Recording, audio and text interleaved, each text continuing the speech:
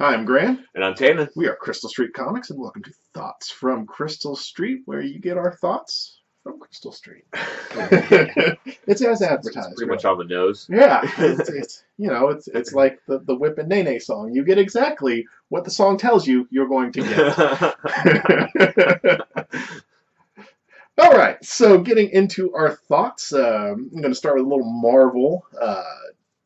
Daisy Johnson, Quake. The awesomeness has been revealed for Agents of S.H.I.E.L.D. Season 3, and her costume looks absolutely fantastic.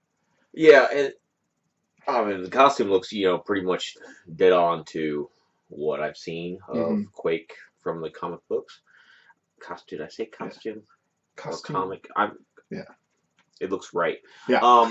But this season I'm looking forward to more so than before, just because of Daisy Jones' fight scene Oh, from yeah. 2 episodes before the finale Yeah. or something that was filmed in one take, and she did all that. I Yeah. mean, that was very much a kind of like a John Wick Mm-hmm. style or Equalizer. I mean, it was well done, and just one take was impressive. Yeah. So I'm looking forward to more of that because that was probably one of the best fight scenes I'd ever seen on a television show. Yeah. Yeah. So that's looking really good. I'm quite happy about that. Um, so for our last two thoughts, we're going to go off the rails. That's really the only real big news that we wanted to discuss. There was an observation I had because I had seen for the new Star Wars Episode 7. The dude we've talked about in the strip, at least, the blades that come out from the side and the blade at the top and how you would cut through it. And of course, Stephen Colbert famously defended it and showed that those are actually just casings. The beams go all the way in. So I was okay with that. But I've seen the toy, and on the toy, there's a blade that comes out of the bottom. Yeah, and this, just for somebody that has fenced and likes swordplay, sounds really scary. Is that you're swinging it, and when you come through, you also cut yourself or your form. I don't know how you'd swing this thing. You gotta. It's all here. It's all. You never go in. I guess, and it's just. I think it's a cool concept, but there is practicality issues with this Yeah. blade that keep coming up. It is. I mean, it's wicked cool when he turns it on. You go, oh, that looks badass. Not quite as cool as when Darth Maul, in Right. Episode Pulling out 1, the double blade came out, and you're like, oh shit! And then that turned out to be the only good thing about that movie.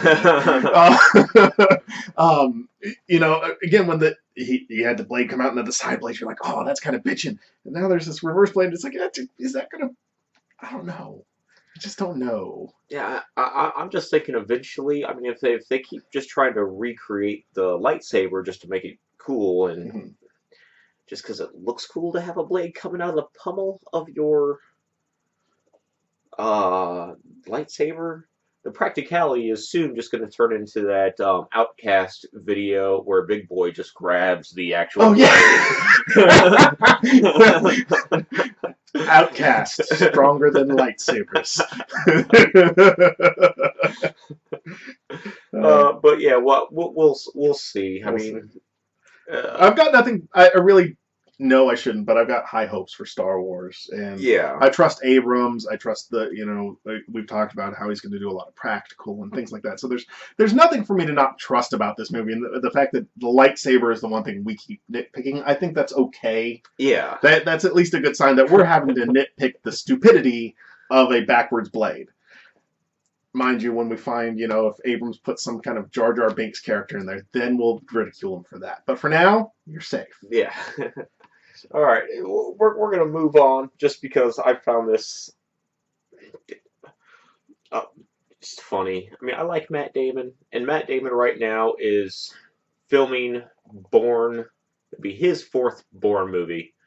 I don't know how it's gonna incorporate, or even if it's gonna incorporate Jeremy Renner's Bourne movie. Mhm. But while he was filming in an interview, he said he is certain that his Jason Bourne could easily defeat Batman.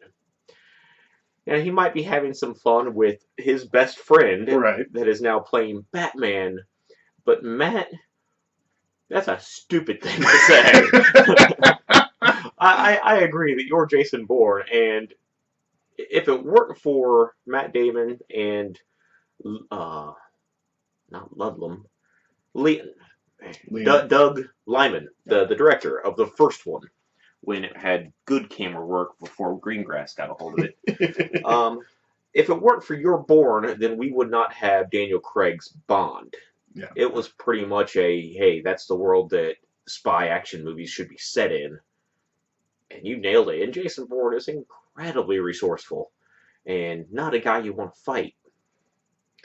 I'm not entirely sure how well he would do against the Lantern Corps, or really any. He's not going to beat Batman. No. I'd give maybe him and Nightwing would be an entertaining fight. Yeah. I would even say him and Red Hood, because Jason Bourne's perfectly fine with the gun. Yeah, that's and true. Really damn good with the gun, and so's Red Hood. But yeah, he mentioned that he wasn't entirely sure if Batman could even know how to prepare for a fight against Jason Bourne, and that's kind of when you're just proving your ignorance, man. You're fishing there, buddy. Because if there's one thing Batman knows how to do, it's prepare for a fight. Yeah, I mean, he likes his research. I mean, consider the fact that people could take his playbooks and fuck up the Justice League. I'm pretty sure him actually running his plays, he's gonna have you top. Yeah, but I found it interesting, because it is two really good friends, and they will be playing two phenomenal characters. Yeah, and I'm happy that Matt's back in the Bourne movies. Yeah. And I'm even fine with Greengrass, because those two last movies were good movies. They're good spy movies. It's just hard to follow the fight scenes from time to time. Yeah. So yeah, I mean, you have two good friends, and he might just be. I'm sure he's just egging on Ben, but I mean, it is a funny thing to say for him to say, and it's a funny concept. It's one of those little who would win, and in this particular case, Batman would stomp on Jason Bourne pretty thoroughly. Yeah. So that's it this week. Pretty short and simple and silly. So I'm Graham, and I'm Tannen, and we'll see you next time.